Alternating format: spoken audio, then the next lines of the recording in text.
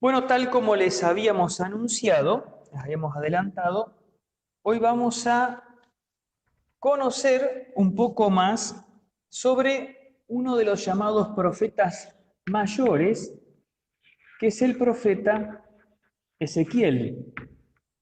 ¿Por qué razón tomamos este profeta Ezequiel?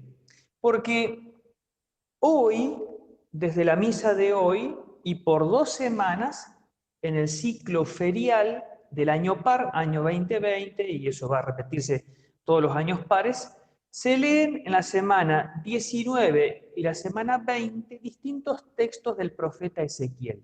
Entonces, la idea es que con esta presentación de una hora más o menos, conozcamos un poco algo de este profeta y algo de este contexto. Pero vamos a hacer una pequeña recapitulación y es, primero, recordar que este profeta, que es Ezequiel, está dentro de lo que llamamos el profetismo o el movimiento profético en el pueblo de Israel. El movimiento profético o el profetismo es una de las tres patas importantes, una de las tres partes importantes de la Sagrada Escritura en el Antiguo Testamento. El Antiguo Testamento se podría dividir en tres grandes partes, que son la ley, los profetas y los otros escritos. Si ustedes miran el índice de la Biblia del pueblo de Dios, van a ver que esta es la distribución: la ley, los profetas y los otros escritos. Tan importante era esta díada de ley y de los profetas que en el Nuevo Testamento vamos a encontrar esta expresión, la ley y los profetas. Por ejemplo, cuando inicia el Evangelio de Juan, Andrés va a Simón Pedro y le dice: hemos encontrado el Mesías, aquel de quien se habla en la ley y los profetas. Cuando Jesús se transfigura en el monte Tabor, fiesta que hemos celebrado hace poco, se aparecen junto con Jesús transfigurado Moisés y Elías. Moisés, que representa la ley, y Elías, que representa el movimiento profético. La ley son los 5 primeros libros de la Biblia, el Pentateuco: Génesis, Éxodo, Número, Levítico, Deuteronomio. Y cuando hablamos de los profetas, acá entra, por una parte, la historia profética y los profetas que tienen obra escrita, los profetas mayores y los profetas menores. Hay profetas que no tienen obra escrita, pero están en la historia profética. Los que no tienen obra escrita, por ejemplo, Elías, no hay un libro del profeta Elías, aunque profetizó y está en el libro de los Reyes. No hay un libro del profeta Natán, aunque el profeta Natán fue un profeta. No hay un libro del profeta Eliseo, aunque sí desarrolló la profecía, y eso está en el libro de los Reyes. Está la historia profética y los profetas que han dejado obra escrita. Profetas mayores, y aquí aparecen Isaías, Jeremías y Ezequiel. Lo de profetas mayores no tiene que ver ni con la edad con la que murieron de muy mayores, no es por eso. No tiene que ver con que hayan hecho una obra especialmente superior a la del resto, sino con la extensión de los libros. Tanto Isaías como Jeremías como Ezequiel tienen libros muy extensos. Yo había anotado por acá, en mi hojita, pero lo perdí ese dato. Pero sí, Isaías 66 capítulos, Jeremías 52 capítulos, Ezequiel 48 capítulos. Mientras que los profetas menores tienen obras más breves. Abdías, Habacuc, Oseas, bueno, los pueden encontrar en el índice de la Biblia. Entonces nosotros nos vamos a abocar a uno de estos profetas mayores, que es el profeta Ezequiel. Y de los profetas se dice, y esto es muy importante tenerlo presente, que la profecía, esto lo dice el cardenal Ratzinger cuando hablaba de el tercer secreto de Fátima, diciendo que tiene carácter profético. ¿Qué es la profecía?, decía el cardenal Ratzinger. Según la Biblia o la teología bíblica, la profecía no consiste en predecir el futuro, no predice el futuro, pero sí explica la voluntad de Dios para el presente. Por eso siempre es muy importante conocer cuál es el presente en el cual desarrolla su ministerio el profeta. ¿En qué época histórica se encuentra? ¿Cuál es el contexto en el cual desarrolla su ministerio el profeta?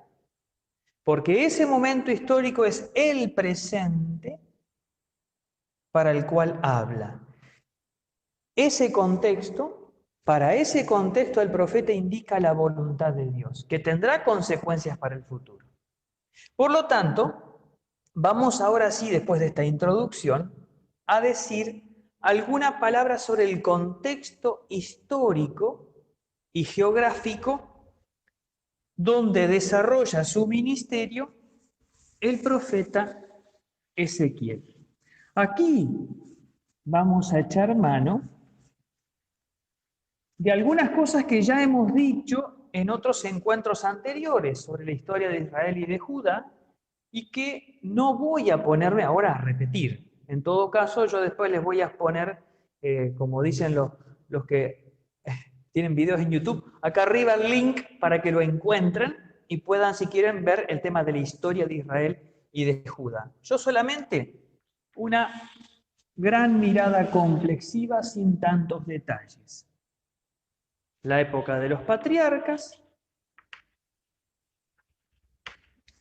la época en Egipto, el posterior éxodo,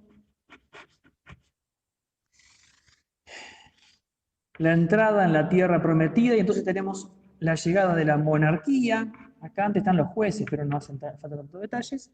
Monarquía unificada. Y después monarquía dividida, caída del reino del norte, caída del reino del sur. Y acá me voy a detener porque está la fecha importante.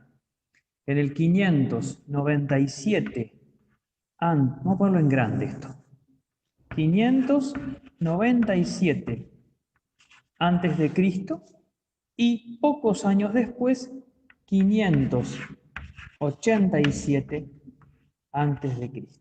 ¿Qué pasó en estas fechas?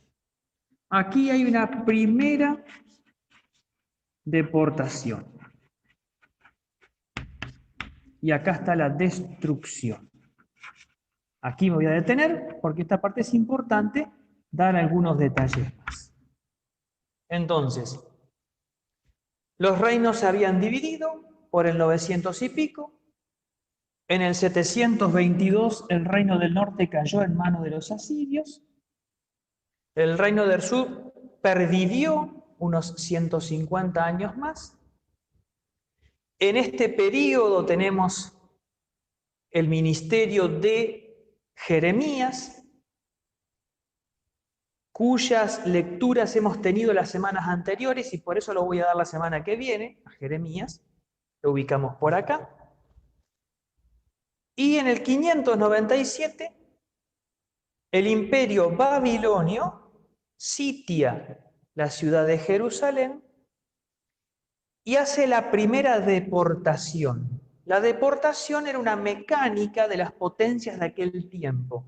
Llegaban a una ciudad, o a un pueblo, o a una nación, a un estado, un reino, lo sitiaban, lo sometían, le hacían pagar fuerte tributo y se llevaban a la clase dirigente. Se llevaban de ese reino, de ese pueblo, todos aquellos que podrían ser líderes o cabecillas de una eventual rebelión o revolución. Se los llevaban, por las dudas.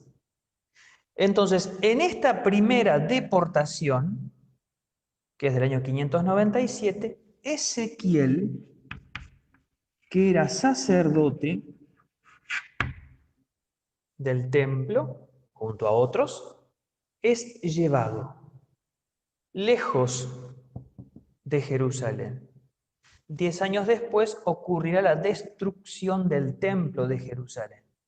La destrucción de Jerusalén y del templo. Pero eso es un poco posterior.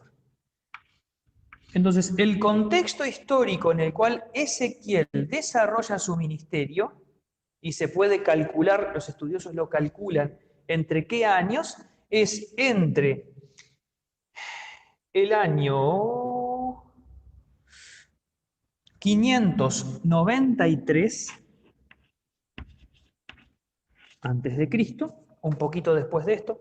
Acuérdense que los números van bajando porque nos vamos arrimando hacia el cero, hacia Cristo, entre el 593 y el 571 antes de Cristo.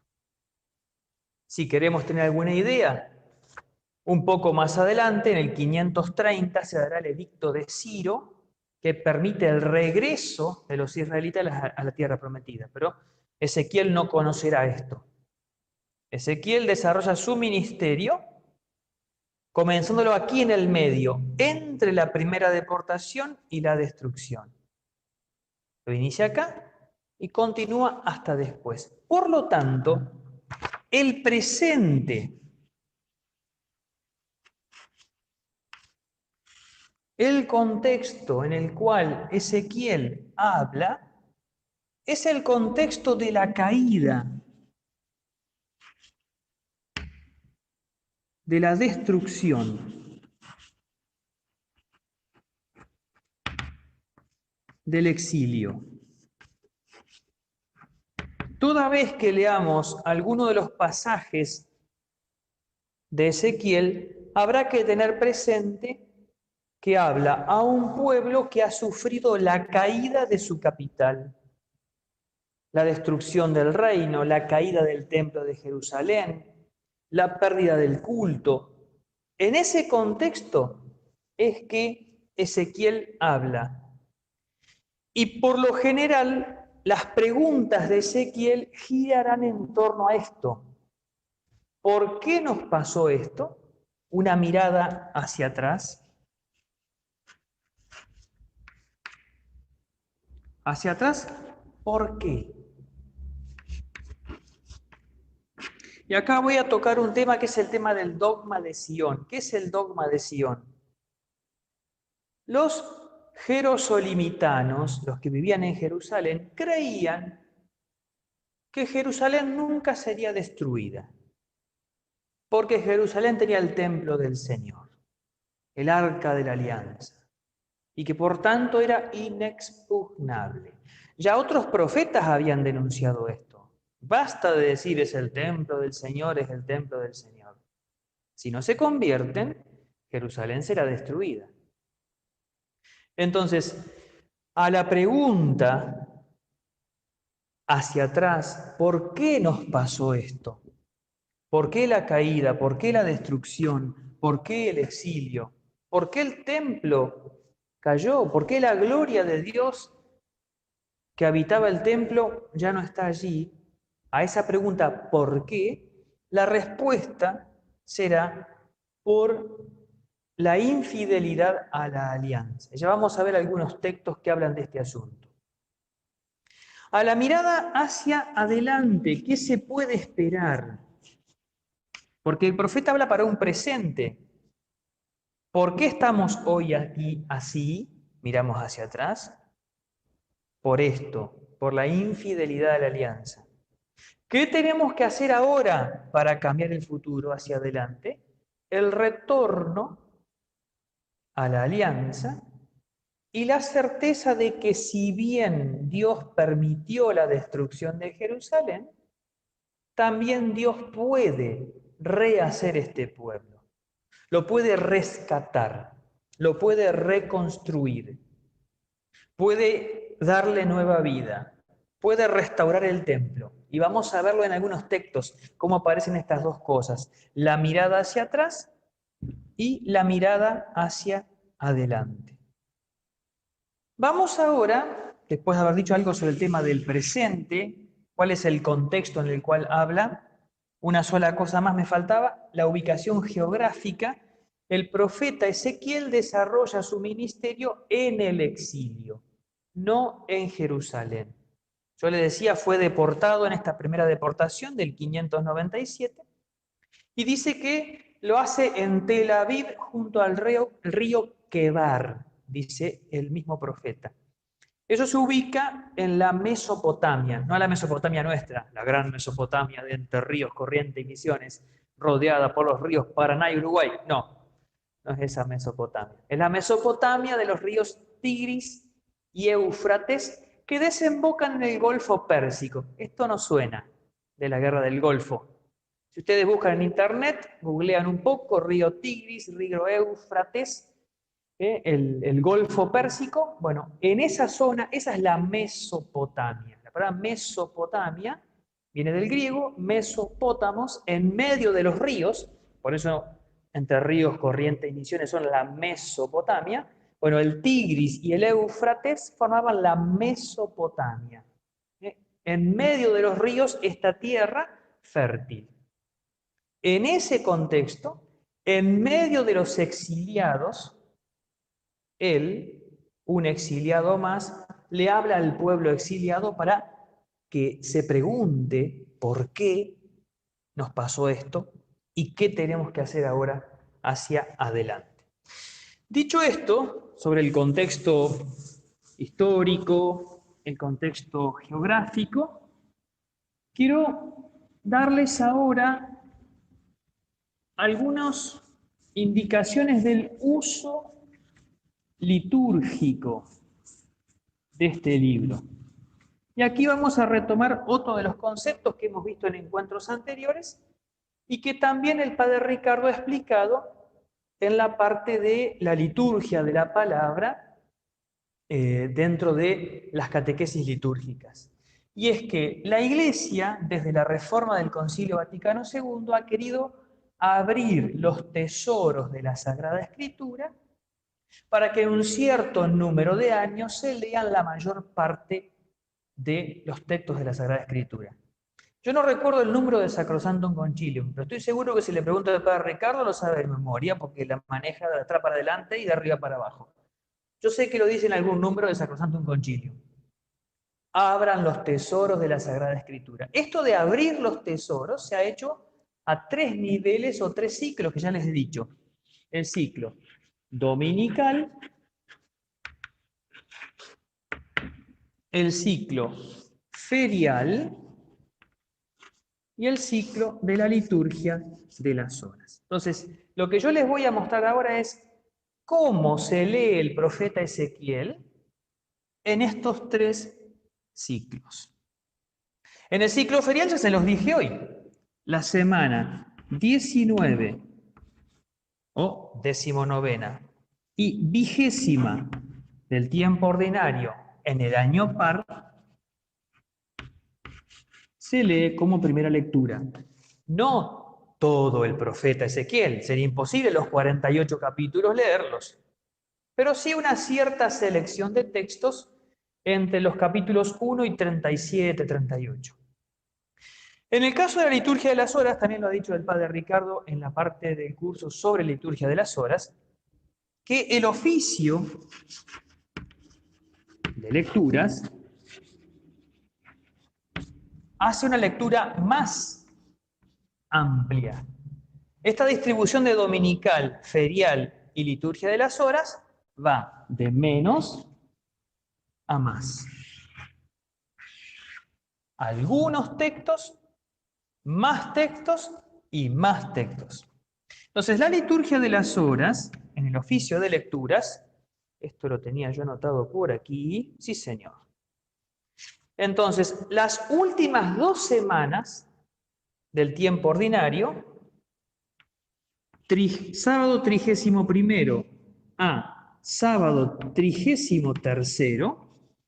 se lee en el año impar. Esto también es frecuente. El ciclo ferial, que es entre semana, lee a un libro en el año par y la liturgia de las horas en el año impar. Así que uno se va cruzando. Por supuesto, acá un poco más de extensión. Y acá dejé un espacio un poco más grande porque quiero ya empezar a decir alguna cosa de algunos textos de Ezequiel y no solamente mostrarles el uso litúrgico, sino también tomar algunos textos para enseñar alguna cosita. ¿En qué número de Sacrosanctum Concilium estaba esto de abran los tesoros? Acá tengo mi apuntador electrónico que me lo acaba de poner. En el número 51, a ver si la vista no me engaña. Sí, señor, de Sacrosanctum Concilium. Búsquelo en internet. Sacrosanctum Concilium, número 51, van a encontrar esta expresión. Muchas gracias, acá tengo mi secretario que me pone al tanto enseguida. Entonces, en el ciclo dominical, un primer texto que es muy interesante es el de Ezequiel 2, del 2 al 5, que es la vocación del profeta, y la Iglesia lo lee en el ciclo B, domingo 14, y lo pone en relación con Jesús como profeta. Acá, en este texto de Ezequiel, Dios lo llama, le dice, sabrán que habrá un profeta en medio de ellos, en medio del exilio, en medio del destierro. Pero hay un peligro de que el profeta no sea escuchado. Y por eso es que la Iglesia lee este texto como primera lectura el mismo domingo en que Jesús va a Nazaret como profeta y no le dan mucha bolilla. ¿Quién es este? Si es el hijo del carpintero, si lo conocemos. Esto es el domingo 14. Estos datos capaz que no son tan interesantes, pero sí me parece interesante esto. El profeta siempre tiene el peligro o corre el riesgo de no ser escuchado. Y esto vale para todos los que tenemos el llamado a ser profetas. Y cuando digo todos es todo, porque desde el bautismo todos somos sacerdotes, profetas y reyes, a imagen de Cristo. Algunos con una consagración especial, como el caso de los sacerdotes, pero ustedes también son profetas en su casa, en su ambiente, en su trabajo, en su contexto, con la misión típica del profeta, no adivinar el futuro, decir una palabra de Dios para el presente, para sus hijos como padres, para sus alumnos como profesores. Una palabra de Dios para el presente.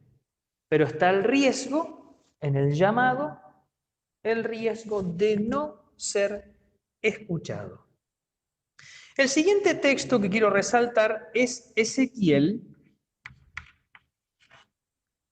17, del 22 al 24. Este se lee en el domingo 11º o 11º del tiempo ordinario, ciclo B. Este texto es muy interesante. ¿Por qué? Porque utiliza la imagen del árbol y del cedro. 17. Así habla el Señor, yo también tomaré la copa de un gran cedro, cortaré un brote de la más alta de sus ramas y lo plantaré en una montaña muy elevada. Lo plantaré en la montaña más alta de Israel. Él, ese brote, echará ramas y producirá frutos y se convertirá en un magnífico cedro. Pájaros de todas clases anidarán en él, habitarán a la sombra de sus ramas, y todos los árboles del campo sabrán que yo, el Señor, humillo al árbol elevado y exalto al árbol humillado. Hago secar al árbol verde y reverdecer al árbol seco. Yo, el Señor, lo he dicho y lo haré. Esta imagen de la rama del cedro trasplantada y que esa rama de cedro plantada en la montaña más alta de Israel se convertirá en un gran árbol a donde irán todos los aves del cielo, es una imagen de Israel. El pueblo judío, el pueblo de Israel, fue arrancado de la tierra por sus infidelidades, pero será devuelto. Hay una mirada hacia el futuro, una promesa hacia el futuro. Este texto es la primera lectura del día del domingo 11, cuando se lee la parábola del grano de mostaza. Es la más pequeña de las semillas, de las hortalizas, pero una vez plantada se convierte en la más grande de los arbustos y los pájaros del cielo vienen a cobijarse en él.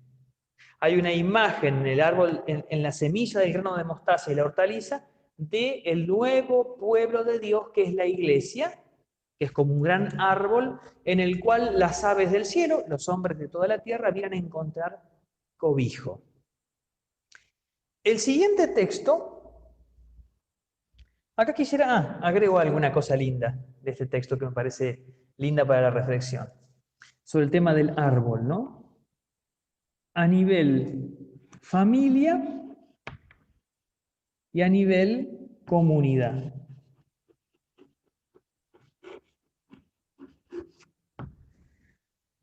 Una de las cosas que más estamos sufriendo en nuestro tiempo, me parece, el ser humano, la humanidad, es la carencia de vínculos, la carencia de espacios humanos donde ser contenido vincularmente.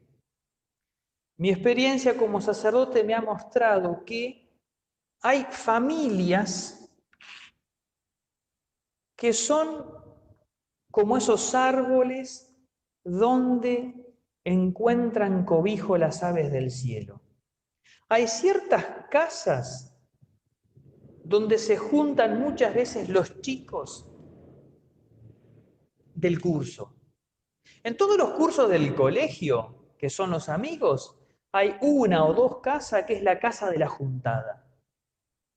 Hay algo en esa casa, en esa familia, que la hace acogedora, que hace que naturalmente se pueda ir ahí. Por lo general suele ser las familias que son numerosas. Como en esas casas siempre hay despiole y hay mucha gente, que haya más gente no es problema. Lo cuento porque mi casa era una de ellas. Pero lo he visto repetido en muchas casas. Son casas donde las personas se sienten recibidas. Y la comunidad es otro espacio de contención que hoy hace mucha falta. Quizás por eso muchos hermanos católicos a veces se cambian de religión y se van a las iglesias evangélicas. No tanto por convicciones intelectuales, no es que hicieron un razonamiento y descubrieron que no, que Jesús no tal cosa, no, que la Virgen no tal otra. No, no son por cuestiones teológicas, a veces son por cuestiones vinculares y humanas. El siguiente texto que quisiera resaltar es, y que la liturgia resalta en la dominical, es Ezequiel 33. Vamos a poner del 11 al 17, de un solo tirón. Y yo voy a agregar acá también, entre paréntesis, Ezequiel 2:16, porque son textos paralelos. En este texto se resalta la figura del profeta como centinela.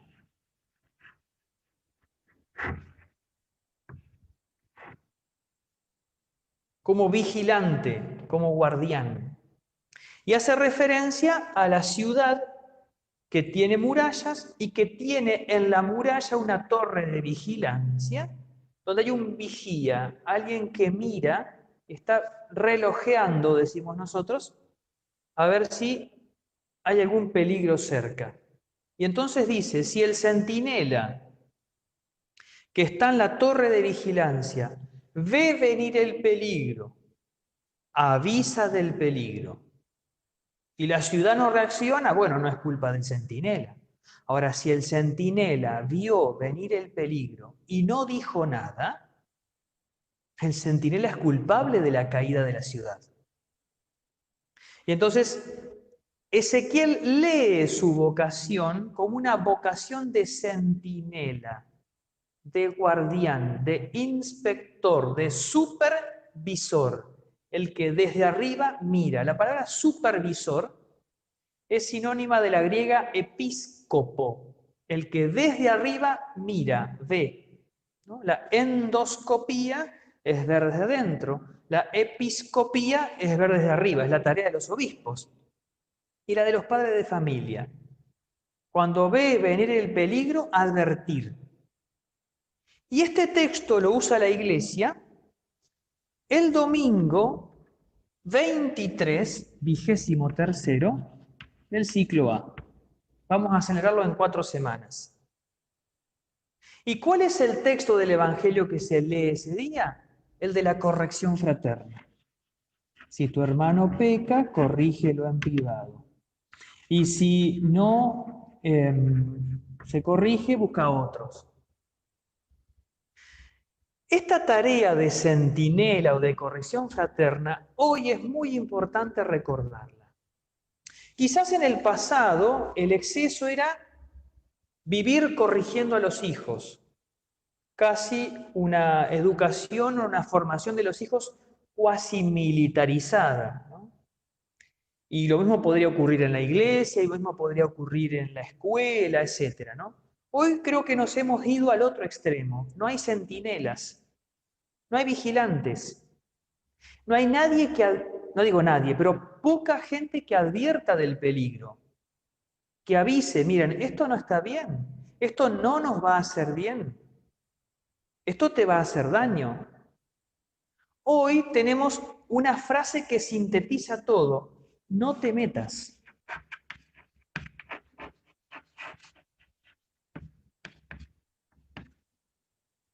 El individualismo llevado a que nadie me joda la vida y yo no se la jodo a nadie. No avisar nada a nadie. Que él vea y pruebe si le gusta, no le gusta, le va bien, le va mal. Que cada uno haga lo que le parezca. ¿Cuál es el problema? Son las heridas que quedan después de eso. Si quiere probar la droga, que la pruebe. Si el tema es que después no es tan fácil salir. Siempre recuerdo de adolescente, papá me dijo una cosa muy interesante. Me dijo, mira, Ariel, hay ciertas cosas que mejor no probarlas. No me dio muchos detalles, pero yo ya era adolescente y entendí que se refería a varias. Dice, porque una vez que uno las prueba, uno les agarra el gusto y no es tan fácil largarlas. Y esas cosas que gustan también atan y después hacen sufrir. Fue vigilante, me advirtió. Porque no es verdad que uno puede probar y después ver qué hace. Las pruebas muchas veces dejan heridas. Y ciertas heridas son para el resto de la vida. A veces solo dejan cicatrices, otras veces no. Pienso sobre todo temas muy actuales, el tema del aborto. Bueno, que cada uno decida sobre su cuerpo. Primero, que es una mentira, que no es sobre su cuerpo. Y segundo, es que además de aquel que se mata y no se deja nacer, están las heridas terribles que quedan en el corazón de la mamá que ha tomado esa triste decisión. Los que somos sacerdotes lo conocemos porque lo escuchamos a ese sufrimiento. Entonces, la necesidad del centinela. Ezequiel lee su camino, su vocación, su ser profeta como una tarea de centinela, advertir, avisar. Y esta tarea de centinela, de aquel que advierte del peligro que se acerca, es una tarea que corresponde a los padres de familia, a los docentes, a los sacerdotes. Hay veces que quizás la ciudad no nos haga caso. Che, viene un ejército, nada, no va a pasar nada. Bueno, Ahora, si vos viste venir el peligro y no dijiste nada, a vos te van a pedir cuenta de tu silencio. El siguiente texto que quiero resaltar es Ezequiel 34. Voy a borrar acá lo del ferial.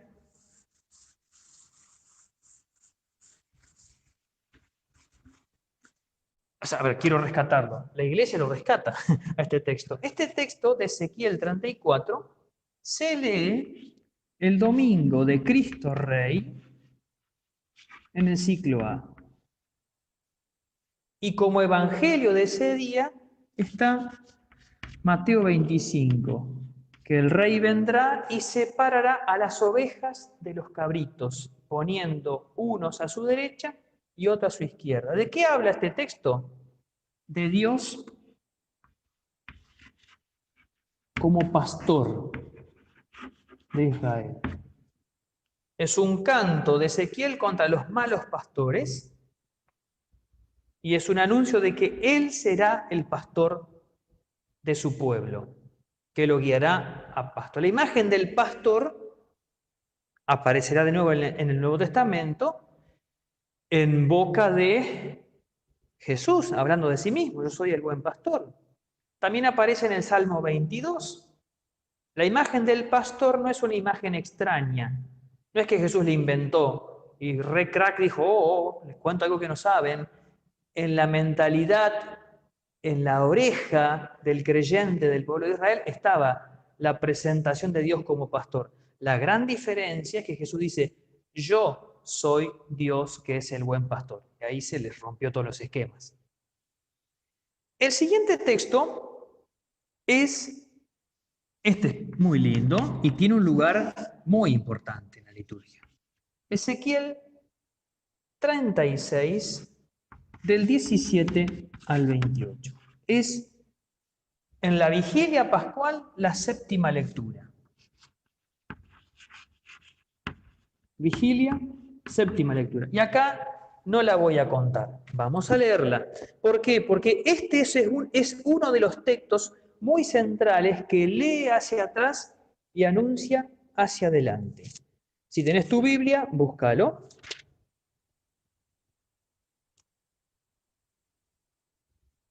Y dice así: Hijo de hombre, cuando el pueblo de Israel habitaba en su propio suelo, está hablando del pasado, lo contaminó con su conducta y sus acciones. Su conducta era ante mí como la impureza de una mujer en su menstruación. Esta lectura, si no me equivoco, la lee Ana Paleta en esta parroquia, me parece. Entonces derramé mi furor sobre ellos, por la sangre que habían derramado sobre el país y por los ídolos con que lo habían contaminado. Los dispersé entre las naciones y ellos se diseminaron por los países. Los dispersé por las naciones. Es decir, la deportación. La primera deportación en el 722 del Reino del Norte y la deportación del Reino del Sur en el 597. Ellos se diseminaron por los países. Los juzgué según su conducta y sus acciones. Acá está explicando la causa. El pueblo fue destruido por sus infidelidades. Y al llegar a las naciones a donde habían ido, profanaron mi santo nombre, haciendo que se diga de ellos, son el pueblo del Señor, pero han tenido que salir de su país. ¡Qué vergüenza! ¿Qué les pasó? Entonces yo tuve compasión de mi santo nombre, que el pueblo de Israel profanaba entre las naciones a donde habían ido. Y ahora viene hacia adelante. Por eso di al pueblo de Israel, así habla el Señor, yo no obro por consideración a ustedes, casa de Israel, no porque ustedes sean buenos, sino por el honor de mi santo nombre que ustedes han profanado entre las naciones donde han ido. Yo santificaré mi gran nombre profanado entre las naciones, profanado por ustedes, y las naciones sabrán que yo soy el Señor, oráculo del Señor.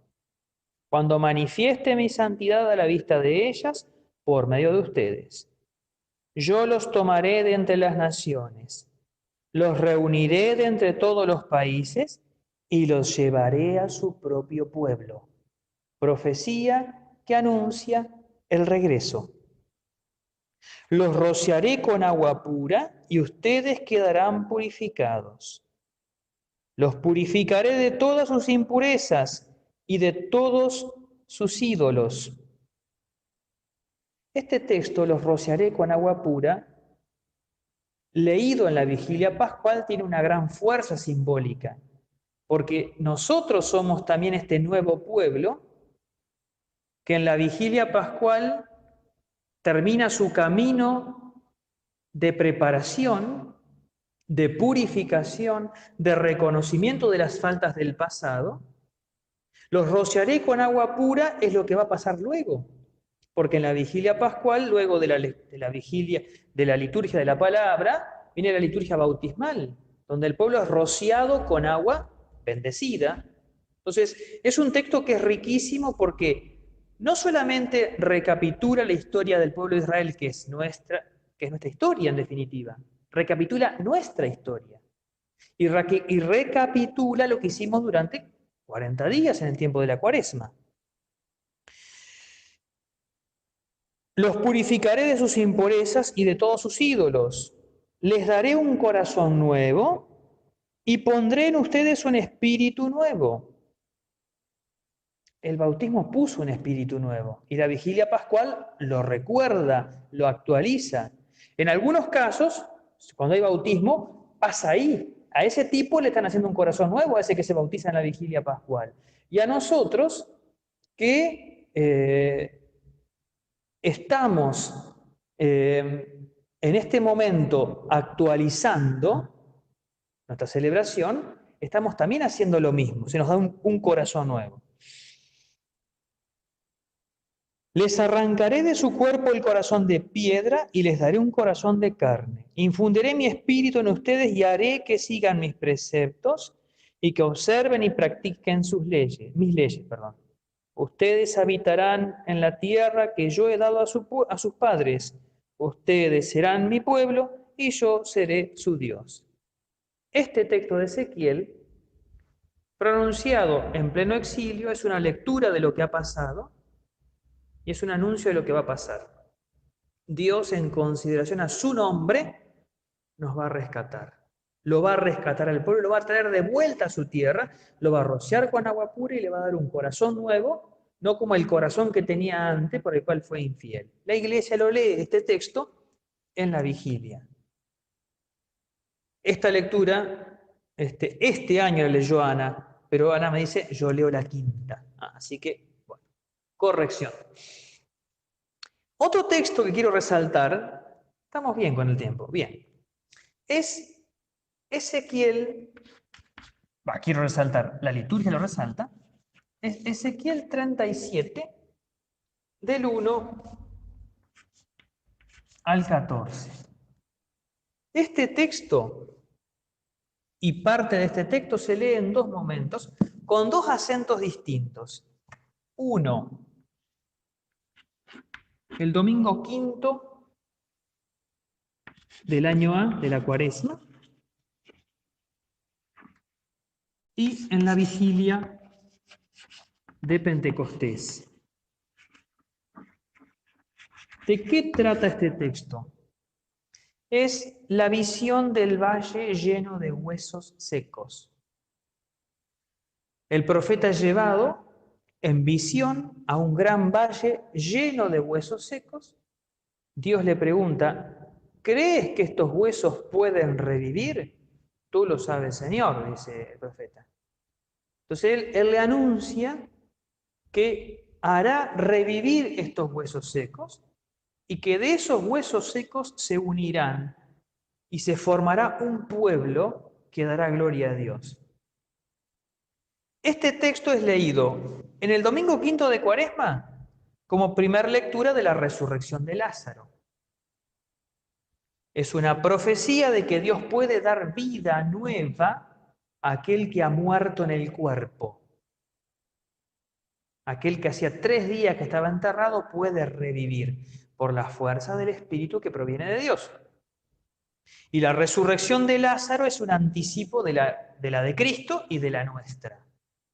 La muerte física no tiene la última palabra. Y esto me parece muy actual. El otro día encontré un videito muy gracioso por internet, una sátira, una ironía, un sarcasmo precioso, me encantó, de un presunto informativo español donde después de muchos descubrimientos habíamos descubierto que todos los españoles algún día íbamos a morir. Me pareció genial porque es lo que nos pasa ahora. De repente, a causa de la pandemia, nos enteramos que nos podemos morir. Oh, caramba, vamos a morir. ¿No lo sabíamos acaso? ¿Y qué hacemos con eso? El cristiano no puede desesperarse ante esa perspectiva. Nos asusta, vamos a decir la verdad. A mí no me sale la de San Francisco de, oh, hermana muerte. La verdad que a mí no me sale. Pero entre la desesperación pagana, ¿no?, y la dulzura de San Francisco, los creyentes podemos arrimarnos más a la de San Francisco y tenemos motivos para hacerlo. Un motivo con mayúscula, que es Cristo, que ha resucitado a los muertos. Bueno, Ezequiel 37, ese texto en el cual se habla de que se le da vida nueva a los huesos secos, se lee en este día de la resurrección de Lázaro y se lee aquí en otro sentido. El Espíritu del Señor puede hacer de seres muertos seres vivos y de seres disgregados seres congregados y reunidos como un pueblo. Es la fiesta de Pentecostés, la venida del Espíritu Santo, aquel que une a los diversos pueblos de las diversas lenguas en la confesión de una única fe. Creo que lo dice así, si la memoria no me traiciona, el prefacio de Pentecostés. El Espíritu que unió a los pueblos de las diversas lenguas en la confesión del único Dios verdadero. Y entonces se lee este texto. Hay un anuncio en Ezequiel, de alguna manera, de que llegará un día en el cual Dios no solamente va a restaurar su pueblo, sino en su pueblo todos los pueblos. En su pueblo, que es la iglesia, todos los pueblos. Y el último texto, que no tiene asignado un domingo en especial, pero que en más de una ocasión se lee, es el texto de Ezequiel, que me parece muy lindo, 47, que es la visión del templo. Vamos a buscarlo. Ezequiel 47. La parte final de Ezequiel, desde el capítulo 40 al 48, esos 8 capítulos, son toda una visión anticipada de lo que será la Nueva Jerusalén. Muy descripta, muy detallada de cómo se va a construir, etc. La Jerusalén de la tierra, pero hay toda una imagen de la otra Jerusalén. Y en el capítulo 47 se lee este texto que cuando yo lo empiece a leer, a vos te va a sonar. Y dice: el hombre me hizo volver a la entrada de la casa y vi que salía agua por debajo del umbral de la casa en dirección al oriente por la fachada de la casa, porque la fachada de la casa miraba hacia el oriente. El agua descendía por debajo del costado derecho de la casa al sur del altar. Y sigue describiendo, ¿no? Esa agua se convierte poco a poco en un pequeño rollito, después un tremendo torrente, cada vez más ancho, y él camina 500 metros y el agua le llega a los tobillos, y otros 500 metros y le llega a la rodilla, otros 500 metros y hasta la cintura, y ya no podía más caminar. Y en torno a ese torrente nacen un montón de árboles frutales, etcétera, etcétera, etcétera, ¿no? Todo un signo de lo que va a significar el templo de Jerusalén como fuente de vida para todos los pueblos. Pero hay un detalle que es muy interesante y es muy simbólico. Y es este, lo leo de vuelta. El agua descendía por debajo del costado derecho de la casa al sur del altar. El templo,